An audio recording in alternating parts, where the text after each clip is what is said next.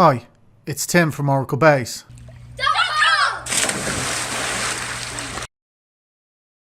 In this video we'll demonstrate gradual database password rollover time, introduced in Oracle 21c. This feature has been backported to 19c in the 19.12 release update. Changing database passwords for application servers connecting to the database usually requires downtime. Once the password is changed on the database, we have to visit all the application servers to alter the connection details. Gradual database password rollover time allows us to connect with both the old and the new passwords for a defined period of time. This reduces or eliminates the need for downtime when changing database passwords. We connect to a privileged user, create a new test user, and grant it the create session privilege. We create a new profile, setting the password rollover time limit to 1 day. We use the alter user command to associate the new profile with the test user.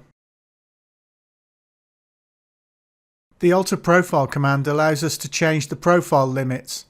Here we set the password rollover time to 1.5 days. We connect to the test user and change the password. We connect to the test user using the new password. For the next 1.5 days, we can also connect using the old password. We connect to a privileged user. We check the DBA users view. We can see the account status is open and in rollover, as well as the password change date. The DBA Profiles view allows us to display the limits for a profile. In this example, we display the password rollover time for our profile. We disable gradual database password rollover time by setting the password rollover time limit to 0.